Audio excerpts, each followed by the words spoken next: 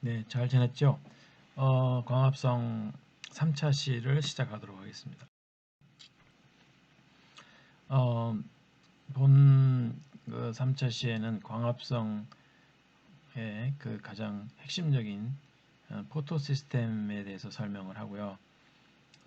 포토 시스템 중에 그 사이토크롬 B6, 5 복합체라는 게 있는데 이게 그 1과 2를 연결해주는 일종의 브리지 역할을 합니다. 이것에 대해서 간단하게 살펴볼 거고요. 그 다음에 광합성에서 양자수율은 무엇인가 공부할 겁니다. 그리고 광인산화 반응, 비순환형 광인산화 반응과 순환형 광인산화 반응에 대해서 공부하겠습니다. 네, 이번 시간에는 명반응과 관련이 있는 포토 시스템 1과 포토 시스템 2에 대해서 공부하도록 하겠습니다. 우리말로는 이제 광 시스템이라고 할 수가 있는데 약자로 PS1, PS2 이렇게 얘기를 합니다. PS1은 광 시스템 1은 최종 전자 수용체가 페리독신이고 700나노미터의 빛을 가장 잘 흡수를 합니다. 주로 엽록소 A 그리고 막 단백질로 이루어져 있습니다. 포토 시스템 2는 최종 전자 수용체가 퀴논이고요.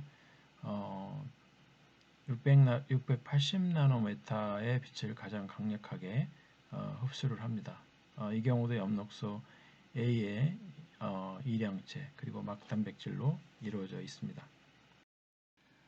네, 광합성이라는 식물체는 포토 시스템 2와 포토 시스템 1을 동시에 가지고 있는데 먼저 그 포토 시스템 2의 이 빛이 쪼여지게 되면은 여기에 그 반응 중심에 있는 분자가 익사이테이션이 됩니다. 그래서 에너지가 상당히 높은 상태로 올라가서 여기서부터 이제 전자가 전달이 되기 시작합니다.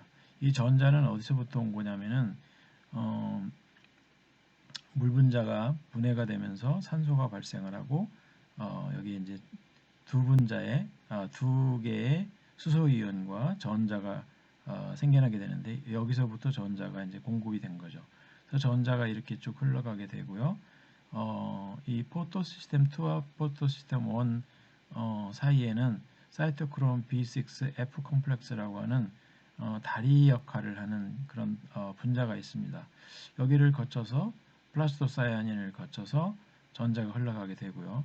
또 빛이 여기에만 쪼여지는 게 아니고 이쪽 포토 시스템 1에도 빛이 이제 쪼여지게 되는데 여기에 다시 P700이라고 하는 분자 그 시스템이 그 액티베이션이 돼서 흥분이 돼 가지고 이렇게 에너지 준위가 높은 상태가 됩니다. 역시 전자가 쭉 A1, 아이온 설퍼 프로틴, 페레독신, 또 페레독신 NADP, 옥시드 리덕테이스 차례로 전자가 흘러가서 마지막에 NADP 플러스로 전자가 전달이 되면 NADPH가 만들어지는 겁니다. 그래서 이 과정을 통해서 두 분자의 물과 두 분자의 NADP 플러스로부터 산소 한 분자 그리고 두 분자의 NADPH가 만들어지게 됩니다. 이 과정에서 8개의 포톤, 광량자가 필요하게 됩니다. 이 8개의 광량자는 여기에 설명했듯이 포토 시스템 2에서 4개, 포토 시스템 1에서 4개가 투입이 되면서 이런 반응이 일어날 수 있는 동력을 그리고 그 전자를 만들 수 있게 해주는 거죠. 한편 그 식물체는 이 두 개를 다 가지고 있지만은 미생물 같은 경우는 포토 시스템 2만 있는 경우도 있고요. 포토 시스템 1만 있는 경우도 있습니다. 예를 들어서 퍼플 박테리아, 보라색 세균이라고 얘기할 수가 있는데 이 자색 세균 같은 경우는 포토 시스템 2만 가지고 있습니다. 그리고 그린 설퍼 박테리아라고 하는 세균은 포토 시스템 1만 가지고 있어요. 근데 식물체는 이 2와 1을 동시에 가지고 있기 때문에 좀 더 효율적으로 광합성을 할 수가 있습니다. 포토 시스템 2를 좀 더 자세히 들여다보면은 아까도 말씀드렸듯이 물 분자를 분해시켜서 산화시킨다는 것은 조금 어폐가 있는 것 같고요. 물 분자를 분해시켜서 광합계 이를 환원시키는 전자 매개체에게 활성화 전자를 제공한다. 이렇게 이제 되어 있습니다. 좀 말이 복잡한데 어쨌든 물 분자를 분해시켜서 전자를 발생을 시키고 그 과정에서 또 산소를 발생시킨다. 이렇게 이제 보면 될 것 같습니다. 이 막 그리고 색소 단백질의 복합체이고요. 23개 이상의 구성 성분으로 이루어져 있습니다. 주로 단백질들입니다. 그리고 사이토크롬 B559라고 하는 단백질도 있고 크로로필 A라고 하는 색소 성분도 있고 YZ라고 하는 또 성분도 있고 그렇습니다. 또 포토 시스템 2를 이루고 있는 물질 중에 페어피틴이라고 하는 물질이 있는데 이것은 P680이라고 하는 컴플렉스에서 전자를 받아서 플라스토퀴논으로 전자를 전달을 하는 역할을 하죠. 그리고 Light Harvesting Complex 2 우리말로 번역하면 수집 컴플렉스 이렇게 이제 번역할 수가 있는데 PS2의 핵심 구조가 되겠습니다. 주로 여기에는 캐로티노이드라든지 클로로필 A, B, 단백질 뭐 이런 것들로 이루어져 있습니다. 포토 시스템 1은 여러 개의 폴리펩타이드로 이루어진 거대한 막 단백질 색소 복합체입니다. 단백질도 있고 색소도 같이 존재한다 그런 얘기고요. 뭐 이런 건 뭐 중요한 내용은 아니겠습니다만 어쨌든 단백질 A, 단백질 B 뭐 이런 것들이 있고요. 클로로필 A가 200개 이상이 존재합니다. 그리고 P700이라고 하는 반응 중심에 있는 분자가 존재하고요.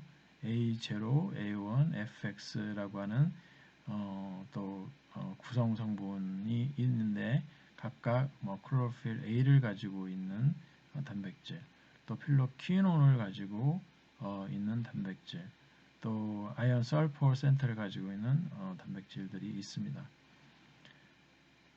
그래서 그 포토 시스템 1은 이 페레독신이라고 하는 단백질이 전자를 받아서 플라버 프로테인으로 전달하고 다시 NADP 플러스로 전달을 해서 마지막에 이제 NADPH가 만들어지게 되는 거죠.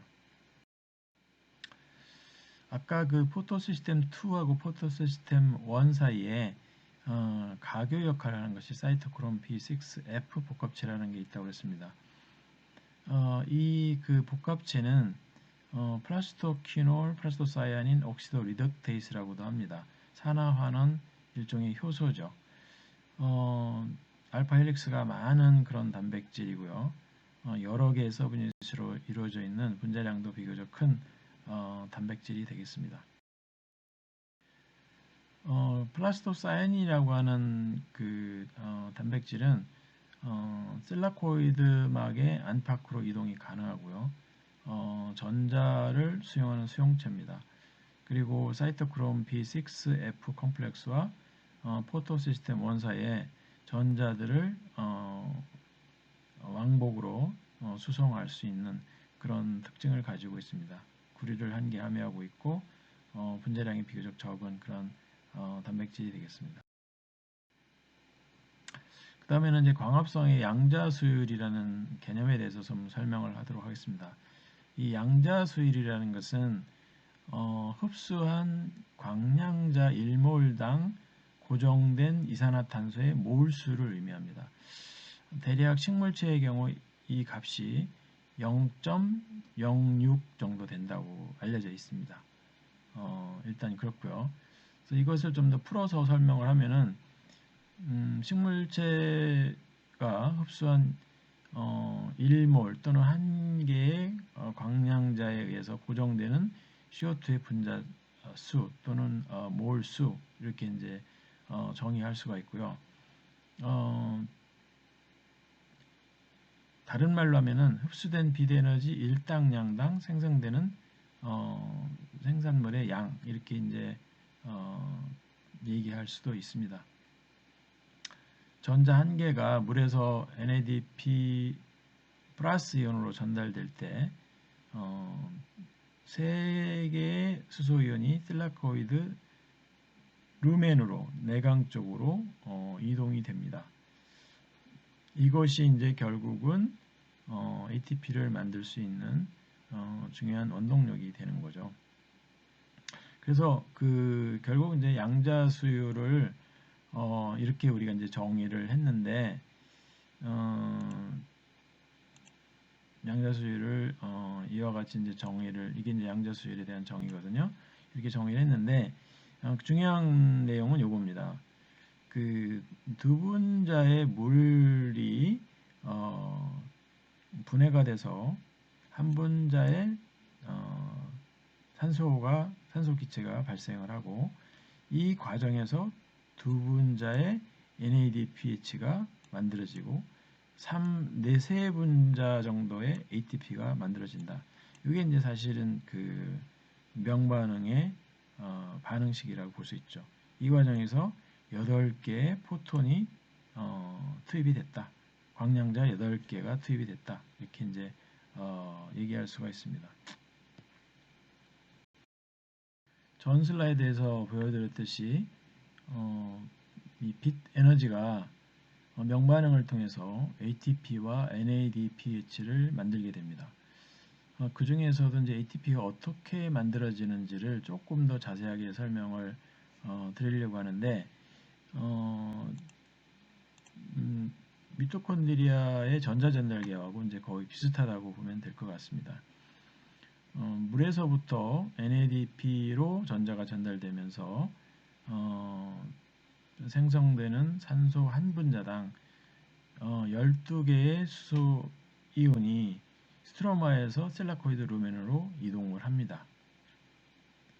그래서 포토 시스템 2, 포토 시스템 1 이 과정을 거치면서 총 12개의 수소 이온이 펌핑이 일어나요. 그러다 보니까 여기서 이제 프로톤 모티브 포스가 생기게 되고 이것이 원동력이 돼서 ATP를 이제 합성을 할 수가 있는 거죠. 근데 과연 얼마만큼의 이 프로톤 펌핑이 일어남으로써 에너지가 만들어지느냐? 이론적으로 대략 12몰의 수소 이온이 이동을 할 경우에 1몰당 17kJ 정도의 에너지를 가지고 있으니까 곱하기 12를 하면은 약 200kJ의 에너지가 발생이 되는데 1 ATP를 생성하는 데 필요한 에너지는 대략 30.5kJ라고 그래요. 그러니까 실제로 이거를 대충 비교해 보면은 한 6분자의 ATP를 만들고도 남을 정도의 충분한 양의 프로톤 모티브 포스가 생기는 겁니다. 근데 실제로는 이제 3 ATP밖에 합성이 안 되는 거죠. 그래서 이것은 이제 아까 지난 자시에서 보여드린 내용입니다. 간략하게 다시 한번 요약을 해보면은 광합성의 명반응에서 이 빛이 틸라코이드 멤브레인의 포토시스템 2, 포토시스템 1에 떨어지게 되면은 이 물 분자가 이제 분해가 돼서 산소가 되고 수소이온이 생기고 그리고 그 과정에서 전자가 만들어집니다. 이 전자가 이제 흘러가는 거죠. 프라시토퀴논으로 가고 또 사이토크롬 B6F 컴플렉스로 가게 되고 또 계속해서 프라시토사이아닌으로 가고 프라시토사이아닌을 거쳐서 포토시스템 1을 거치고 궁극적으로는 이제 NADPH를 만드는데 기여를 하게 됩니다. 근데 이 전자가 흘러가는 과정에서 이 스트로마 쪽에 있던 수소 이온이 안쪽으로 이렇게 들어오게 되고 또 물 분자가 분해가 되면서 또 수소연이 또 생기죠. 그래서 궁극적으로 총 12개의 수소 이온이 만들어지게 되고, 이것이 그 ATP 시넨테이스를 통해서 바깥으로 나올 때 이 ATP가 이제 만들어진다. 이런 얘기를 지난 차시에 2차시에 공부한 바 있습니다. 네, 두 슬라이드 전에 서는 그 프로톤 모티브 포스와 이 ATP 합성 간의 관계를 설명을 했었는데, 이 슬라이드에서는 이 700나노메타의 빛이 8개가 만약에 있다고 그러면은 이 3ATP라는 에너지를 만드는데 충분하냐? 이런 내용을 다루고 있습니다. 우선 그 우리가 1차 시에 공부했던 빛 에너지를 계산하는 방법에 따라서 700나노메타의 빛이 얼마만큼의 에너지를 갖는지를 이제 계산을 합니다. 나중에 보여주겠지만 약 170kJ의 에너지를 낼 수가 있어요. 1 아인슈타인당 1몰당. 이게 이제 만약에 8몰이 있다고 그러면은 8 곱하기 170이 돼가지고 1360kJ이 되는 거죠. 그러면은 이 8몰의 포톤이면은 1460kJ를 낼 수가 있고, 이론적으로 이것은 ATP를 여러 분자를 만들 수 있는 양이 됩니다. 왜냐하면 ATP 한 분자를 만드는데 30.5kJ 정도가 필요하다고 알려져 있거든요. 그러니까 이론적으로 굉장히 많은 양의 ATP를 만들 수가 있는데, 실제로 만들어지는 ATP의 양은 3분자의 ATP밖에 되지 않는 겁니다. 그러니까 700나노메타의 빛 그 8몰 정도면은 이 3몰의 ATP를 만드는데 충분하다. 이것이 이제 결론이 되겠습니다. 그래서 700나노메타의 빛 1몰의 그 또는 1 아인슈타인이라고 그러죠. 에너지가 얼마냐? 170kJ입니다. 어떻게 계산하느냐면은 빛 에너지는 람다분의 hc, h는 플랑크 상수, c는 빛의 속도, 람다는 빛의 파장. 그래서 1 아인슈타인의 경우는 이제 곱하기 아보가드로 수 6.02 곱하기 10의 23승, 이것을 이제 해줘야 되겠죠. 그래서 1몰의 700나노미터의 빛 에너지는 얼마냐? 플랑크 상수 6.6260 곱하기 10의 34승, 빛의 속도 3 곱하기 10의 8승, 나누기 파장 700 곱하기 나노메타는 10의 9승 메타니까 이렇게 해주고요. 그 다음에 곱하기 아보가드로 수 6.02 곱하기 10의 23승. 그래서 계산을 잘 있게 하면은 171kJ이 나오게 됩니다. 자, ATP 신세이스에 대해서 아까 우리가 공부를 했는데, 틸라코이드 루멘으로 들어갔던 수소이온이 이 스트로마 쪽으로 방출이 되면서 그 프로톤 모티브 포스에 의해서 ATP 신테이스가 또 같이 작용을 해서 ATP라고 하는 에너지를 만들어내게 되는 거죠. CF0와 CF1 두 개의 서브 유닛으로 되어 있습니다. 이 미토콘드리아하고 클로로플라스트하고 이 프로톤의 그 펌핑되는 방향이 조금 반대처럼 보이긴 하는데, 프로톤이 펌핑이 되고, 그리고 펌핑됐던 이 프로톤이 다시 원래 상태로 돌아오면서 ATP가 만들어지는 그 미첼의 그 케미 오스모틱 시어리, 화학 삼투 이론은 이 클로로플라스트에서도 똑같이 적용이 됩니다.